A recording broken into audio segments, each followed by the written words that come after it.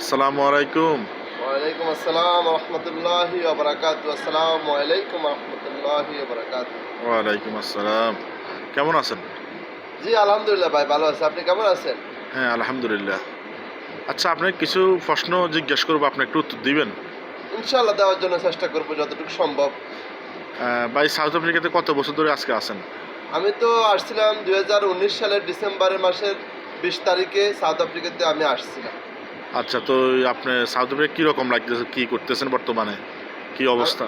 আমি প্রথমত বলতেছি যে ভাই, প্রথম আমি যখন সাউথ আফ্রিকাতে আসছিলাম তখন আমার অনেক হয়রানি হচ্ছিল। আমি ঋণগ্রস্ত, অনেক টাকা ঋণগ্রস্ত করে আমি প্রথম যখন আমি আপনার পাসপোর্ট জমা দিই দালালের মাধ্যমে, তখন আমাকে প্রায় 2-3 মাস 4 মাস অপেক্ষা করা লাগছে।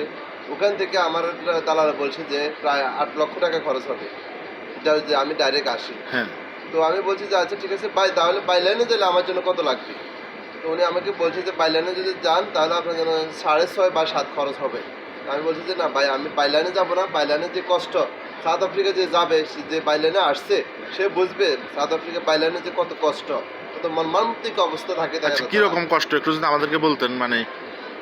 ওই কষ্টটা যদি আপনি যদি একবার ফেস করতে পারতেন। আমার সাথে আমার এক ফ্রেন্ড ছিল, সে আমাকে বলছিল যখন সে প্রথম সাউথ আফ্রিকাতে বাইলাইনে আসতে চাইছিল, সে যখন আসছিল তখন প্রথম অবস্থায় তাকে দুবাই নেওয়া হয়েছিল। দুবাই থেকে তাকে তানজানিয়া পাঠানো হয়েছে।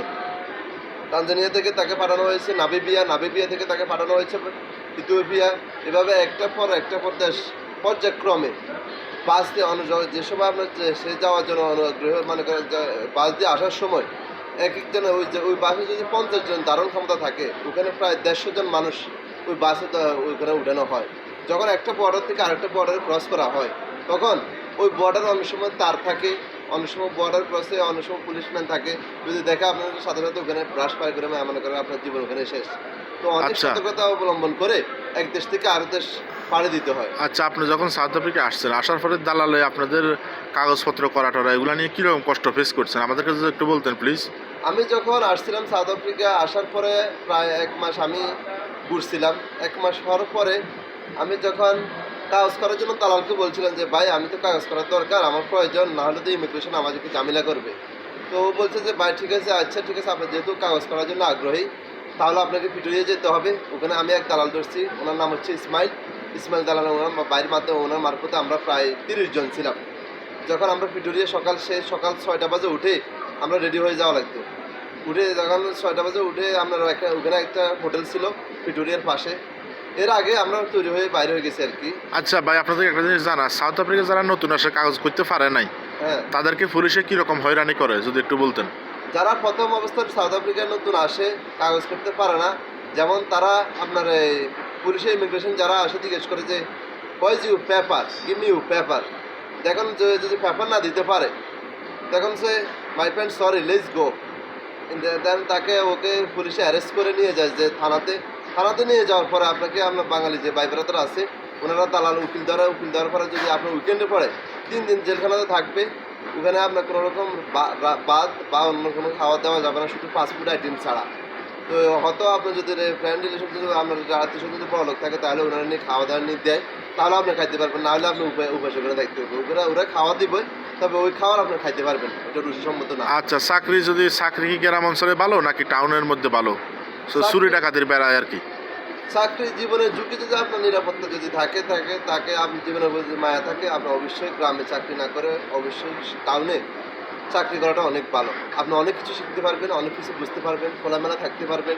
আর যখন আপনি লোকেশনে চাকরি করবেন, তখন একটা খাঁচার মধ্যে আপনাকে বন্দি চাই, এবং জেলখানার মতো। আচ্ছা, শেষ একটা প্রশ্ন। জি বলেন। সাউথ আফ্রিকা যে মালিকাধীন চাকরি করে তাদের কীরকম, মানে চাকরি করলে বেতনটা তো ঠিক মতো দেয় কিনা, এগুলো নিয়ে একটু যদি বলতেন। যারা মালিকাধীন চাকরি করে, অনেক মালিক কত ভালো পড়ে, সে তাতে আচার ব্যবহার ভালো করে।